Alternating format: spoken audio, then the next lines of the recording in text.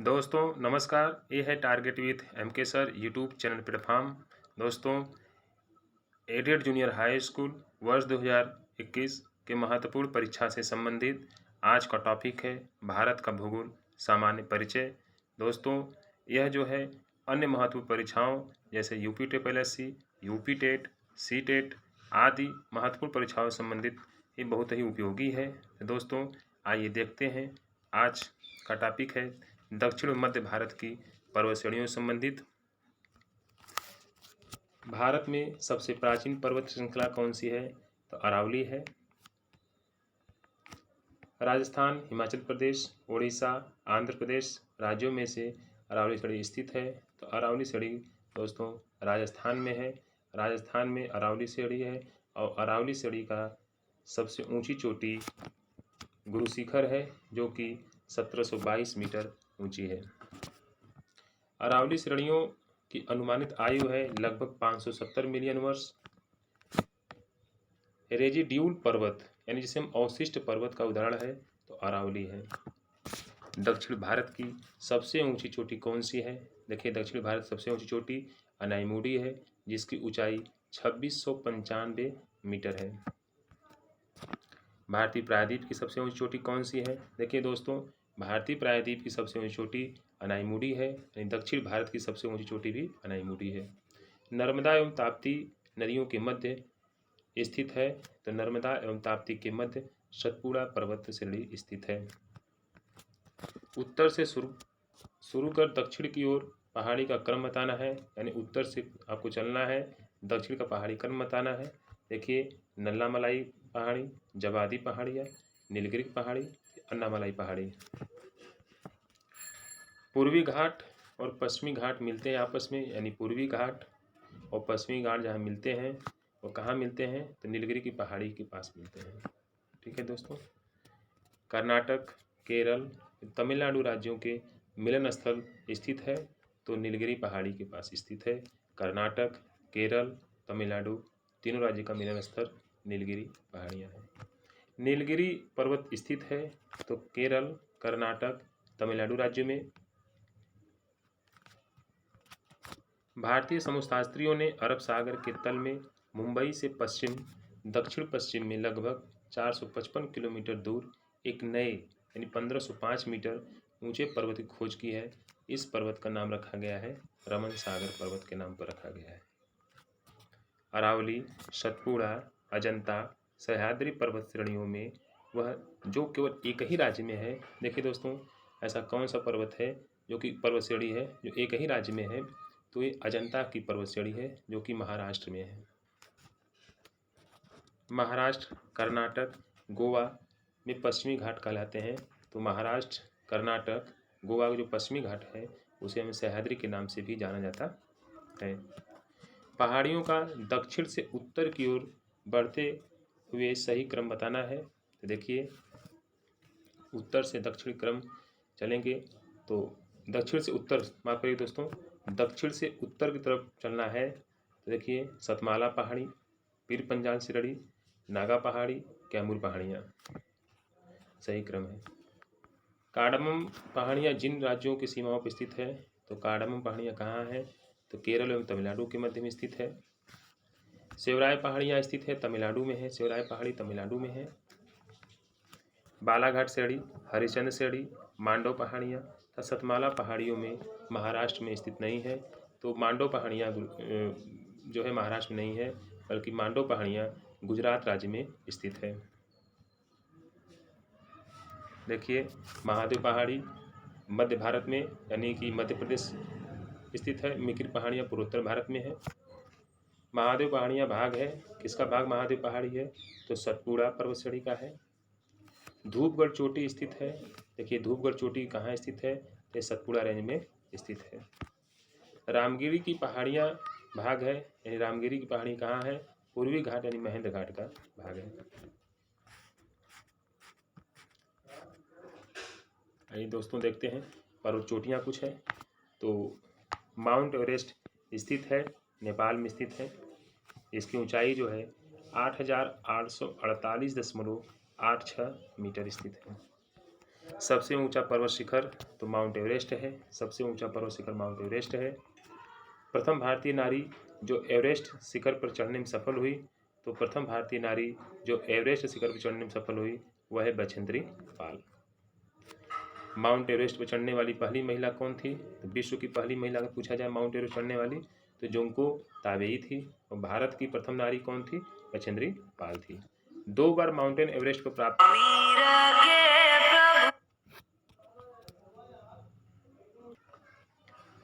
2 बार mount Everest पर विजय प्राप्त करने वाली महिला पर्वतारोही तो संतोष यादव हैं। 2 बार माउंट एवरेस्ट पर विजय प्राप्त की हैं।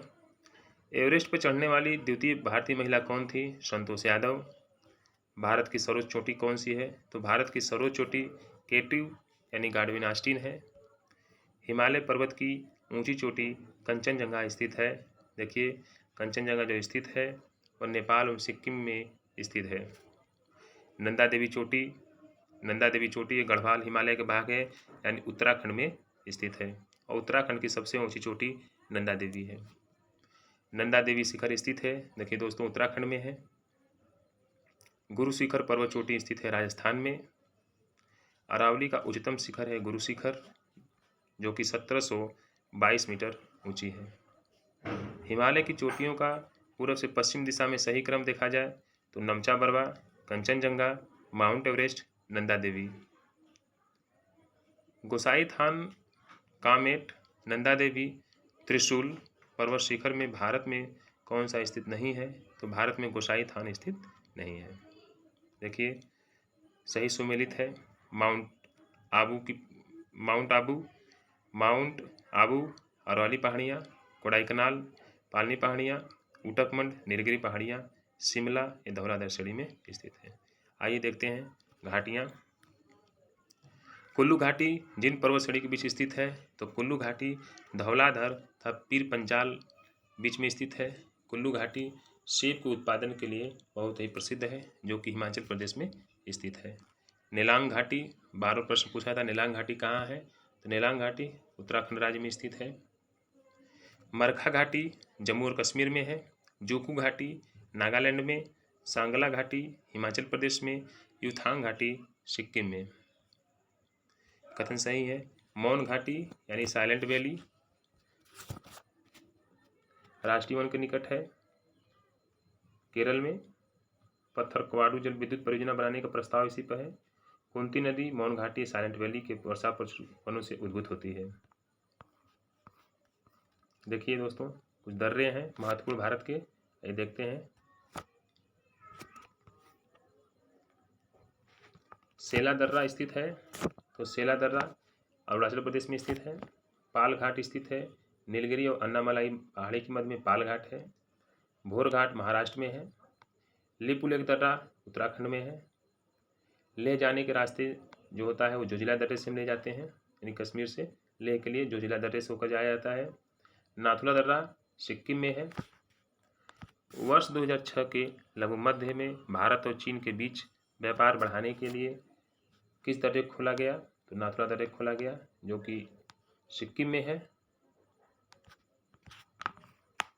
देखिए माना दर्रा उत्तराखंड में है।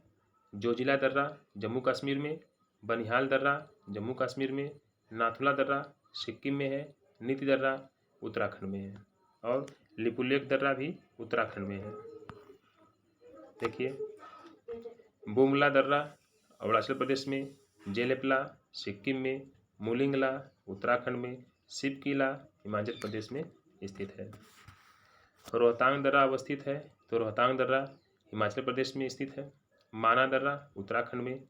पर्वतीय दर्रों का पश्चिम से पूर्व क्रम बताना है कि पश्चिम से पूर्व चलना है, तो सिपकिला दर्रा, लिपुलेख दर्रा, नाथुला दर्रा, बोमडिला दर्रा। आइए हिमरेखा संबंधित महत्वपूर्ण देखते हैं व्याख्या। हिमालय में हिमरेखा की ऊंचाई पूछ रहा है, तो हिमालय में हिमरेखा है 4300 से 6000 मीटर के बीच पूर्व में स्थित है। सबसे बड़ा हिमनद सियाचिन है। चौराबाड़ी ग्लेशियर स्थित है, तो चौराबाड़ी ग्लेशियर केदारनाथ मंदिर के उत्तर में स्थित है। हिमालय के हिमनदों की पिघलने की गति सबसे अधिक होती है। उत्तराखंड के कुमाऊं प्रक्षेत्र के अवस्थित है, तो उत्तराखंड में मिलाम हिमनद स्थित है। आइए दोस्तों पठार के बारे में चर्चा करते हैं। भारत के दक्कन के पठार पर बेसाल्ट निर्मित लावा शैलों का निर्माण कब हुआ? तो भारत जो दक्कन पठार निर्मित जो लावा का निर्माण हुआ है वो क्रेटेशियस युग में हुआ था। मेघालय का पठार है वह एक प्रायद्वीपीय भाग का खंड है, मेघालय का पठार।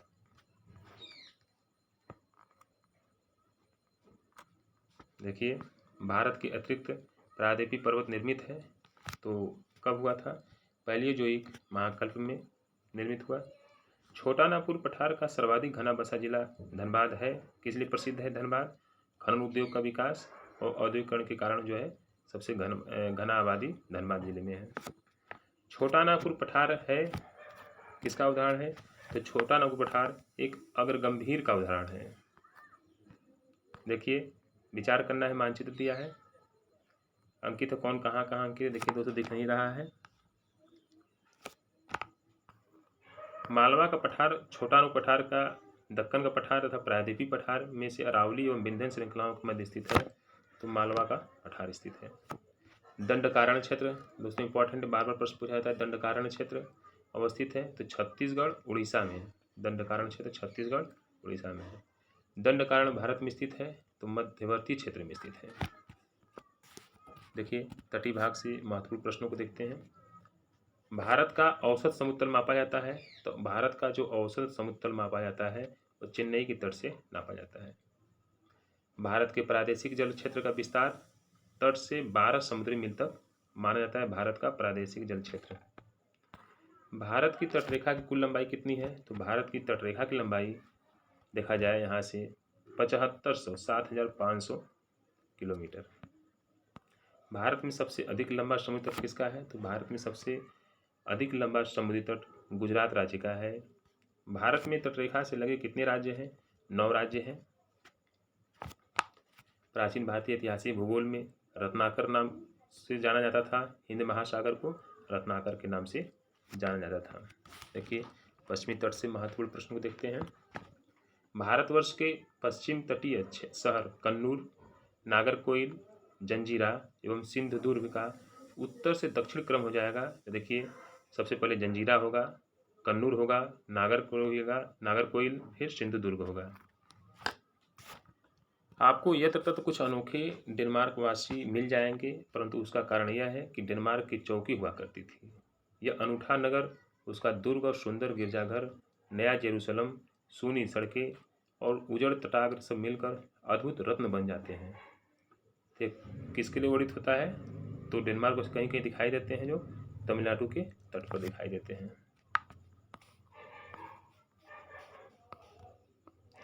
देखिए जंजीरा, उडुपी, उर्विले, तुतुकोरिन शहरों में से भारत के पश्चिमी तट पर कौन स्थित शहर है? तो जंजीरा और उडुपी। मिलान करना है। पुलिन है, दीघा पश्चिम बंगाल में है, गोपालपुर उड़ीसा में है, कालांगुट गोवा में है, मरीना तमिलनाडु में। तमिलनाडु व आंध्र प्रदेश के तट का नाम है। तमिलनाडु व आंध्र प्रदेश तट को क्या कहते हैं? तो तमिलनाडु आंध्र प्रदेश तट को कोरोमंडल तट के नाम से जाना जाता है। भारत के तटों में कृष्णा डेल्टा एवं केप केमोरिन की मध्य स्थित है, तो भारत के कृष्णा डेल्टा एवं केप केमोरिन मध्य में कोरोमंडल तट स्थित है। केप काम्योरिन के नाम से भी जानते हैं कन्याकुमारी को। देखिए कुछ द्वीप समूह के बारे में अध्ययन करते हैं। बंगाल की खाड़ी के द्वीप समूह कौन कौन से हैं? तो अंडमान और निकोबार द्वीप समूह का सरोज शिखर पल्याट शिखर, जिसे हम सैंडल पीक मानते हैं, सैंडल पीक के नाम से जाना जाता है, यह स्थित है तो उत्तरी अंडमान में स्थित है। सैंडल पीक सबसे ऊंची चोटी भी है उत्तरी अंडमान में, जो कि 722 मीटर ऊंची है। अंडमान और निकोबार द्वीप समूह स्थित है, तो अंडमान निकोबार द्वीप समूह बंगाल खाड़ी में स्थित है। अंडमान निकोबार द्वीप समूह बंगाल खाड़ी यहाँ पर है, यहीं पर अंडमान निकोबार द्वीप समूह स्थित है, तो बंगाल खाड़ी में स्थित है। 10 डिग्री चैनल पृथक करता है अंडमान को निकोबार द्वीप समूह से। 10 डिग्री चैनल पृथक करता है। 12 प्रश्न यहाँ पूछे जाते हैं, बहुत ही महत्वपूर्ण है, इसे डबल स्टार लगा दे रहे हैं। 10 डिग्री चैनल पृथक करता है अंडमान को निकोबार द्वीप से। 10 डिग्री जलमार्ग द्वारा आपस में पृथक किसे करता है? देखिए तो अंडमान एवं निकोबार को। बैरन द्वीप स्थित है कहाँ पर? बंगाल खाड़ी में है। यह ज्वालामुखी निर्मित द्वीप है। भारत के पश्चिमी तटीय मैदान के उत्तरी भाग को जिस अन्य नाम से जानते हैं, भारत जो पश्चिमी तटीय मैदान है उसको कोंकण तट के नाम से जाना जाता है। भारत का वह द्वीप जिसका उद्गम ज्वालामुखी है, देखिए बैरन द्वीप है। श्रीहरिकोटा द्वीप स्थित है, पुलिकट झील के समीप स्थित है हरिकोटा। राम सेतु जिसे हम आदम का ब्रिज भी कहते हैं, यह स्थित है, शुरू होता है कहाँ से? धनुषकोडी से शुरू होता है।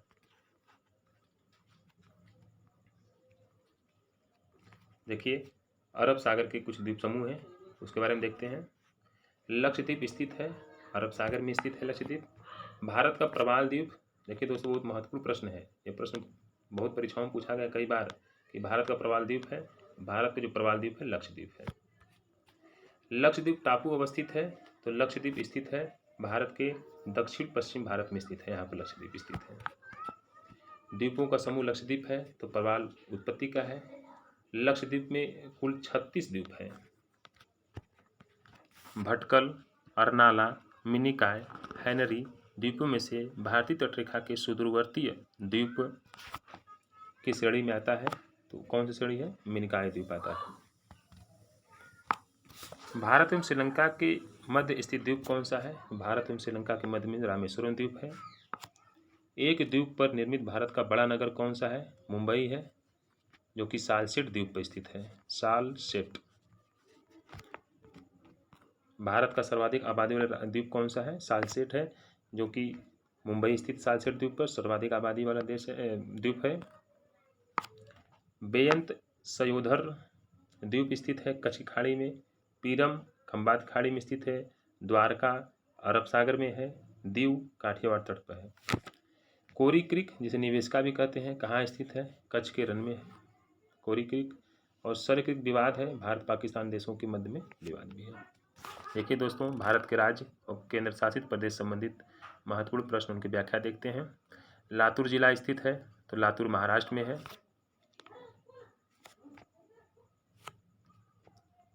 विदर्भ एक प्रादेशिक नाम है भारत में, यह अंग जाना जाता है विदर्भ। ये प्रश्न बहुत महत्वपूर्ण है, बार पूछा था विदर्भ किसका भाग है, तो विदर्भ महाराष्ट्र का भाग है। पाट अंचल अवस्थित है, झारखंड में है। झुमरी तलैया स्थित है, झारखंड में है। भारत का कोहिनूर कहा जाता है आंध्र प्रदेश को, भारत का कोहिनूर कहा जाता है। मणिपुर का अधिकांश धरातल कैसा है, तो मणिपुर का अधिकांश धरातल पर्वतीय है। मणिपुर में कुछ लोग लटकी हुई गाद यानी सिल्ट से बंधे अपत्रीण और सड़ती वनस्पति के तैरते हुए द्वीप पर बने हुए मकानों में रहते हैं। इन द्वीप को क्या कहते हैं, तो इन द्वीप को फूमडी कहते हैं, फूमडी। भारत में सिलिकॉन स्टेट के नाम से जाना जाता है, तो भारत में सिलिकॉन स्टेट के नाम से कर्नाटक को जाना जाता है। भारत का सिलिकॉन वैली स्थित है, बेंगलुरु में स्थित है। देखिए सुमेलित है। औरंगाबाद महाराष्ट्र में स्थित है, जिला है। पालनपुर गुजरात का। हुगली कर्नाटक में है, देखिए हुगली कर्नाटक में है, हुगली पश्चिम बंगाल में है। गुंटूर आंध्र प्रदेश में है।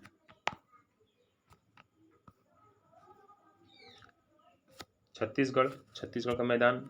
झारखंड छोटा नागपुर पठार महाराष्ट्र, वृष्टि छाया प्रदेश कर्नाटक, मलनाड सब सुमेलित है।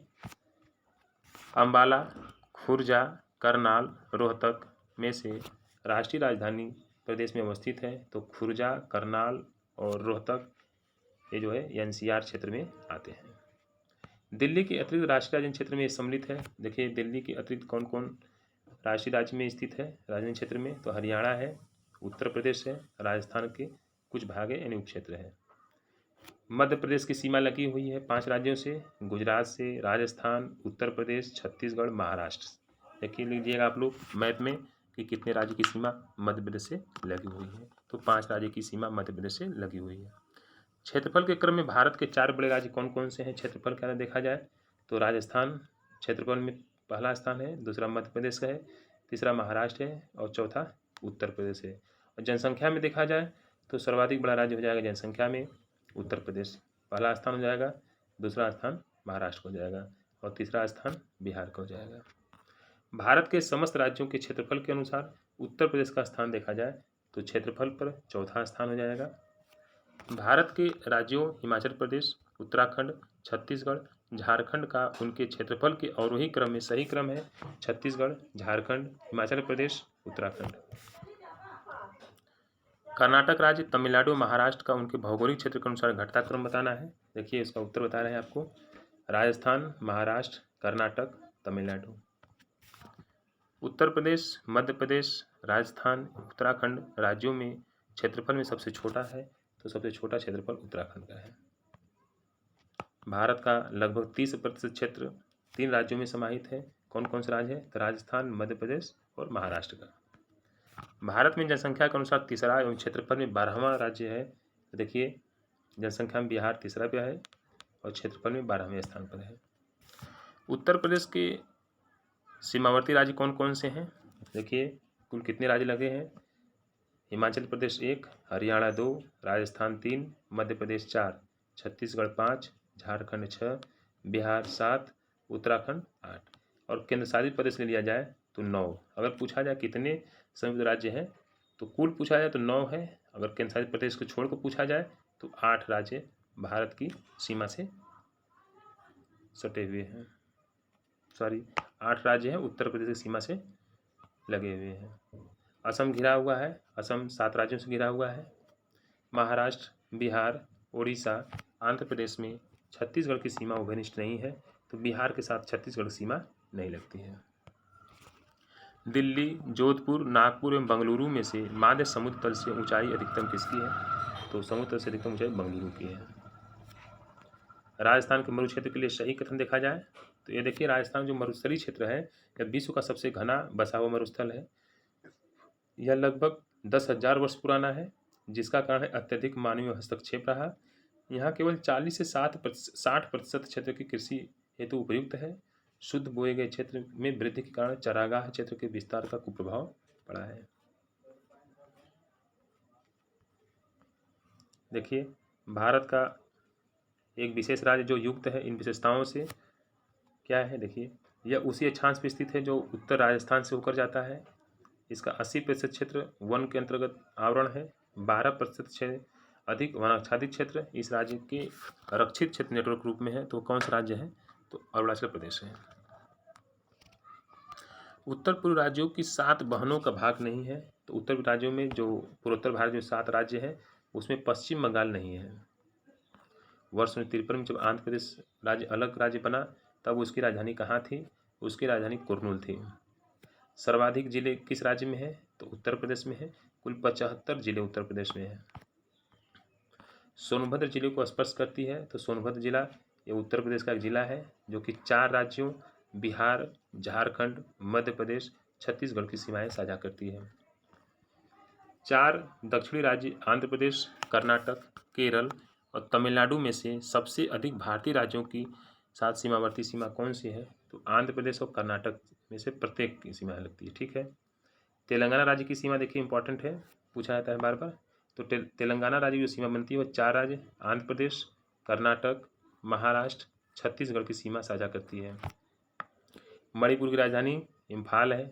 गुजरात की राजधानी गांधीनगर, राजस्थान की राजधानी जयपुर, अरुणाचल प्रदेश की राजधानी ईटानगर है।